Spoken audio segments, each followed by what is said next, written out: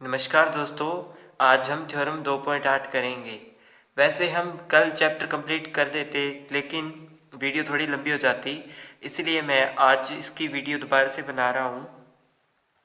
Theorem 2.8 में हमें शून्य का अभिलक्षण का प्रत्येक अभाज्य क्षेत्र परिमेय संख्याओं के क्षेत्र Q के तुल्यकारी होता है, ये प्रूव करना है। यानी शून्य अभिलक्षण का प्रत्येक अभाज्य क्षेत्र के बारे में मैंने पहले आपको बताया है, और परिमेय संख्याओं के क्षेत्र Q के तुल्यकारी होता है, ये हमें प्रूव करना है। तो क्षेत्र के लिए जो अभिलक्षण है वो n dot E is equal to 0 होता है। तो इसमें जो मेनली हमें करेंगे क्या, किसके लिए सबसे पहले मुझे एक एफ है जो एक अभाज्य क्षेत्र मानना पड़ेगा। थ्योरम 2.8 मैं क्या कर रहा हूँ, मानना F एक अभाज्य क्षेत्र है, अभाज्य क्षेत्र है अर्थात, और जिसका जो अभिलक्षण है, जिसका अभिलक्षण शून्य नहीं है,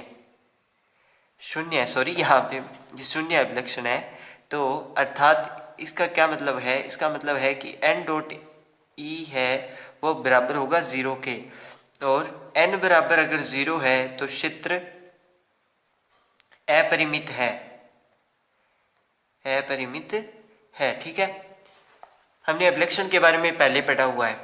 इस जो थ्योरम है इसमें जो मेन चीज़ हम करेंगे वो सबसे पहले तो हमें Q दिया हुआ है, ठीक है, ये एक Q है।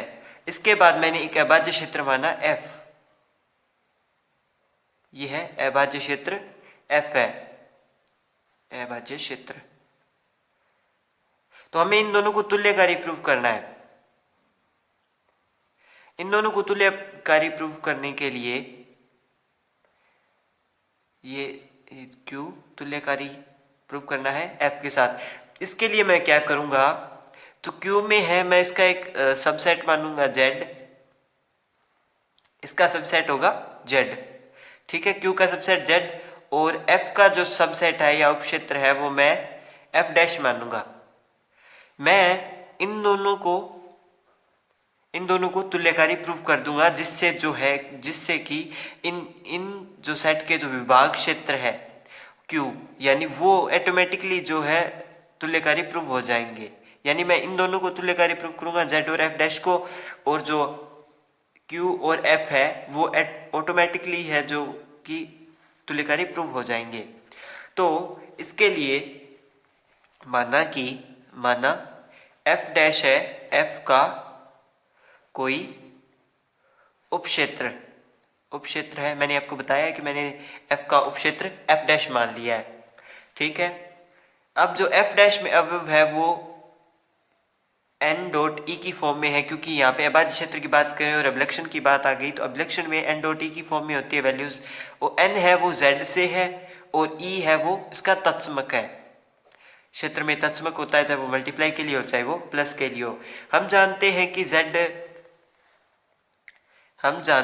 मैंने इसका z है वो सबसेट लिया। हम जानते हैं कि z है वो इंटीग्रल डोमेन है, यानी आईडी है। ये हम चैप्टर फर्स्ट में भी जान चुके हैं, मैंने वहाँ पे भी आपको बताया था भी जो z है वो इंटीग्रल डोमेन है, जो q का उपसमुच्चय है। ये भी मैंने आपको बता दिया है, भी मैं इसका उपसमुच्चय लेके चल रहा हूँ, z को उपसमुच्चय है, तथा z का विभाग क्षेत्र Q है। यानी ये इसका उपसमुच्चय हो गया Q का Z, और Z का जो Q के साथ रिलेशन है वो विभाग क्षेत्र का है। यानी जो Z के लिए जो Q है वो एक विभाग क्षेत्र है। नाउ वी शो, अब हम दिखाएंगे कि हम शो करेंगे कि Z तुल्यकारी है F डैश के। अगर हम ये शो कर देंगे तो ये दोनों ऑटोमेटिकली जो है वो एक दूसरे के तुल्यकारी प्रूव हो जाएंगे।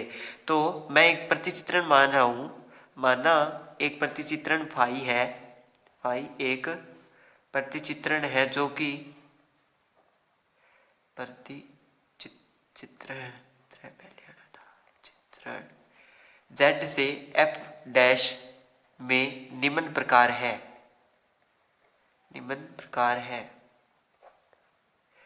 तो फाई जब हम a पे अप्लाई करेंगे यानी z के अवयव पे अप्लाई करेंगे तो वो मुझे AE मिलेगा, तथा फाई भी जब अप्लाई करेंगे तो वो मुझे BE मिलेगा।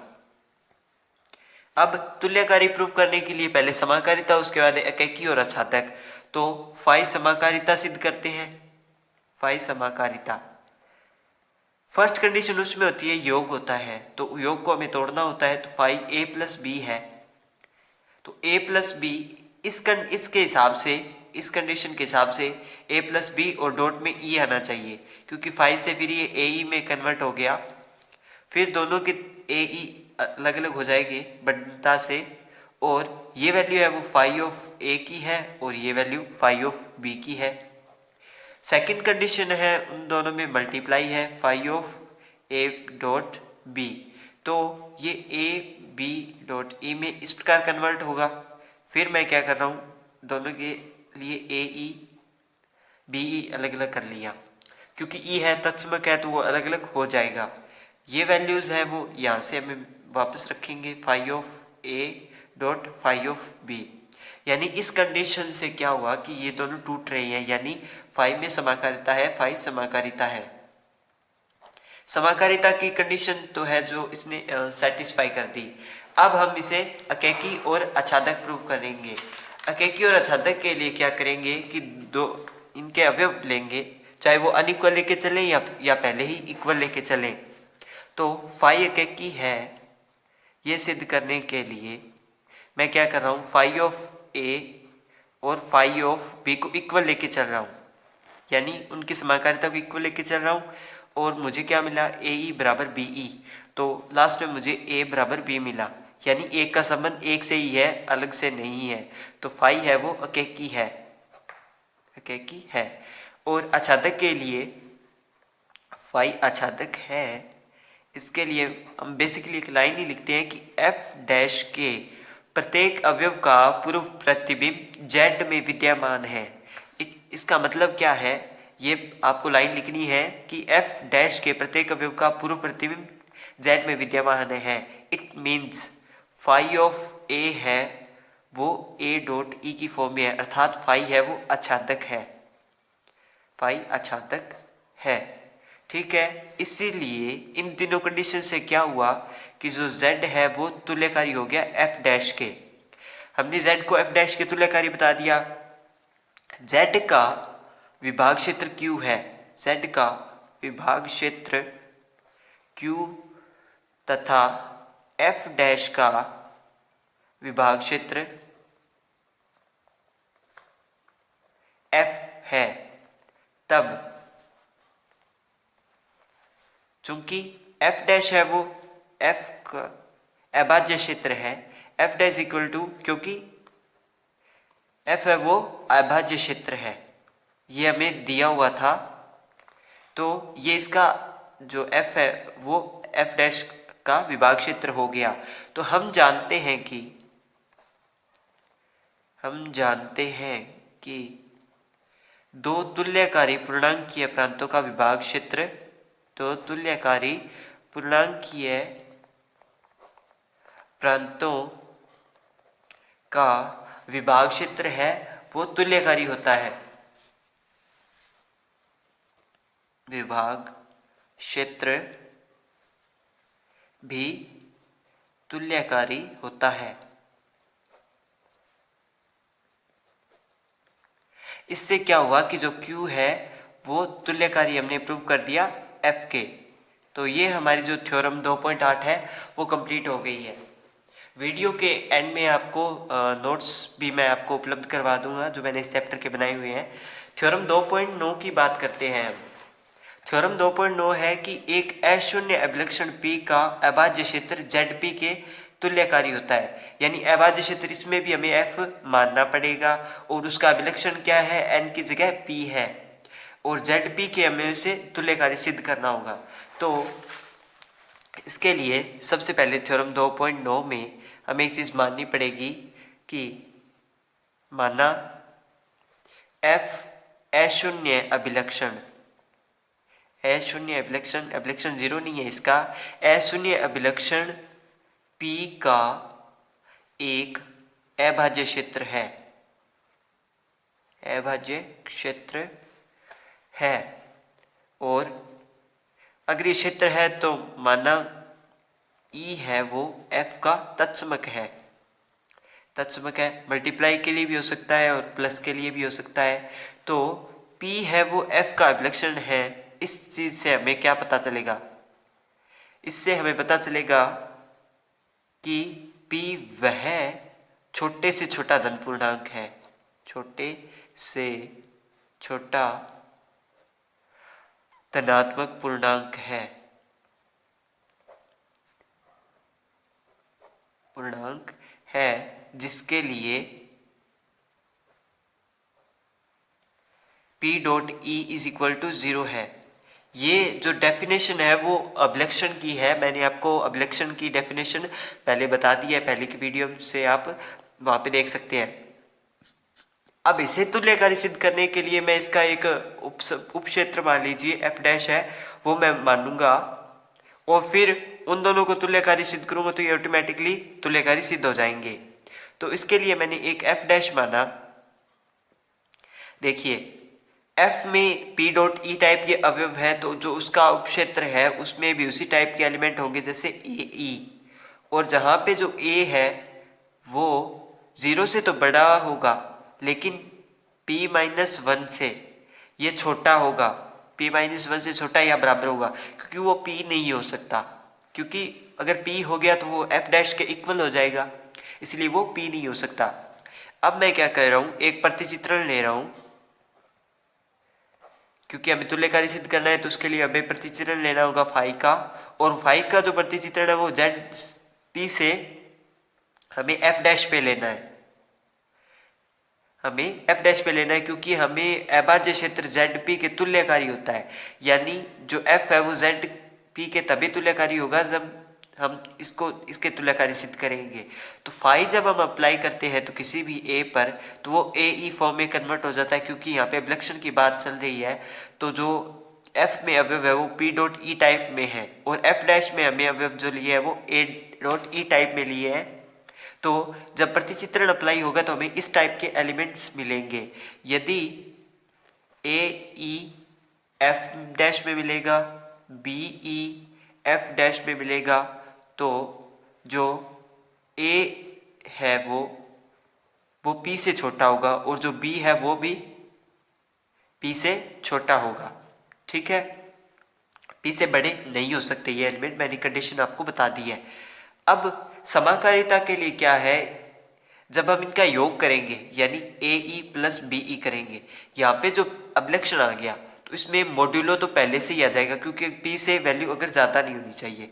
माना कि अगर ए प्लस बी का योग हुआ और डॉट में ई आया तो यहाँ पे दो कंडीशन होगी, या तो पी से वैल्यू कम हो जाएगी या पी से वैल्यू ज़्यादा हो जाएगी।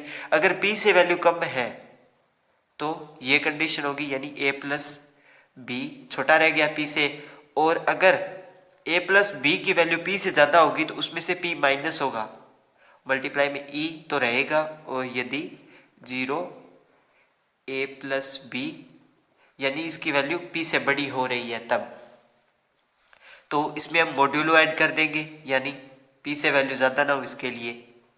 इसी प्रकार अगर मल्टीप्लाई में वैल्यू अगर ऊपर नीचे हो रही हो, मान लो ए ई का मैंने मल्टीप्लाई किया बी ई के साथ, तो ए क्रॉस बी ई की तो इसमें स्क्वायर हो जाएगी, ए बी ई आ गया क्योंकि ई की स्क्वायर ई होगा।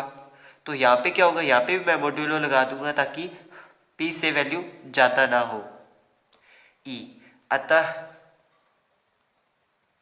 ए बी है वो बिलोंग करेगा जेड पी के लिए। अब हम इसमें समाकारिता बता देते हैं।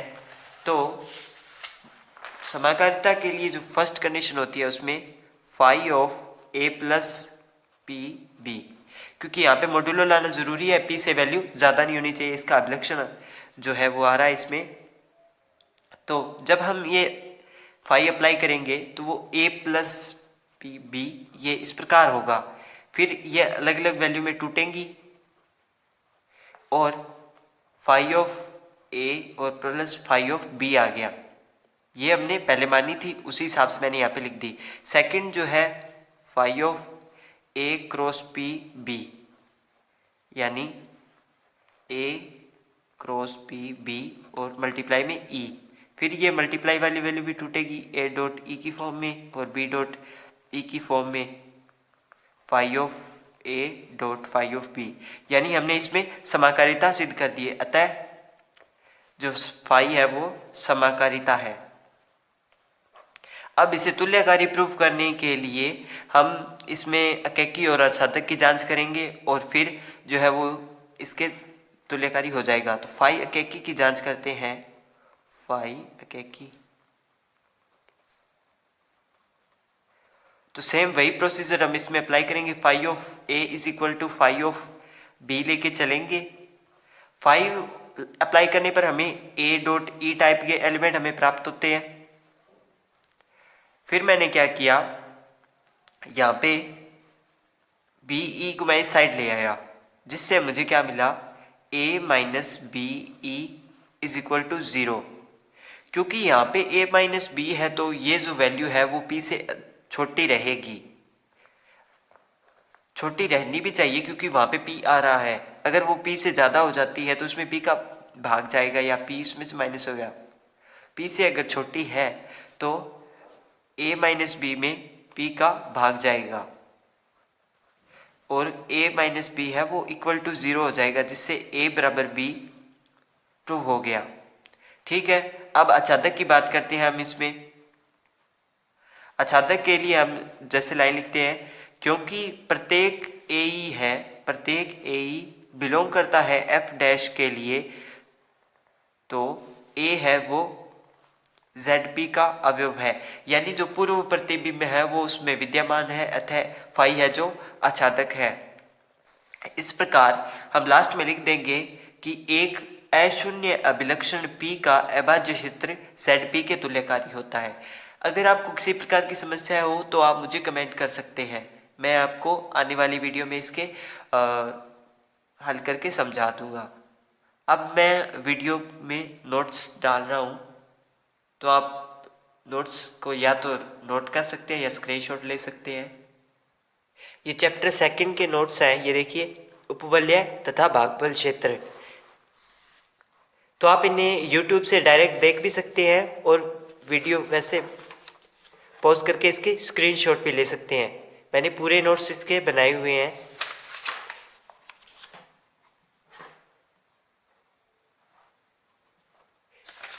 कल हम इसका चैप्टर 3 स्टार्ट करेंगे। आज जो चैप्टर है वो हमने कंप्लीट कर दिया है। ये एग्जाम्पल्स, नंबर 1 प्रकार के एग्जाम्पल्स, ये प्रश्नावली, इसके मैंने कुछ सवाल आपको करवाए थे और बाकी आप कर सकते हैं। वीडियो के एंड में अगर आप नोट्स के लिए वीडियो क्वालिटी बढ़ा लीजिएगा ताकि आप अच्छे से स्क्रीनशॉट इनके ले पाएँ।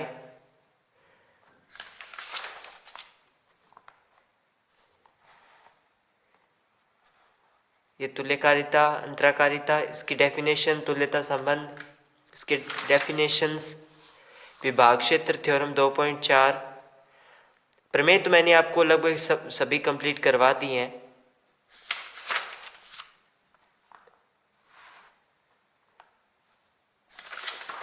ये काफ़ी बड़ी प्रमेय थी जिनमें कभी कभार टाइम लग जाता था। ये देखिए 2.5 के लिए डायग्राम है, किस प्रकार हमें इसको तुल्यकारी प्रूव करना है। इसके लिए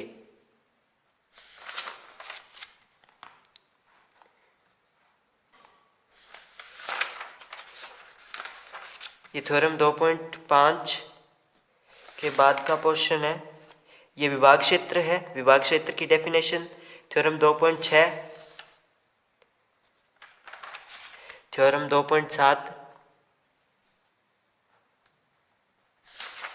और उसके बाद अभाज्य क्षेत्र यानी प्राइम फील्ड, उसकी डेफिनेशन, फिर 2 एग्जाम्पल्स थे जो मैंने आपको समझाए थे। उसके बाद थ्योरम 2.8 और ये थ्योरम 2.9 जो मैंने आपको अभी समझाई है। वीडियो अगर पसंद आए तो लाइक कर दीजिए, अपने फ्रेंड्स के साथ शेयर कर दीजिए और चैनल सब्सक्राइब कर लीजिए। वीडियो देखने के लिए धन्यवाद।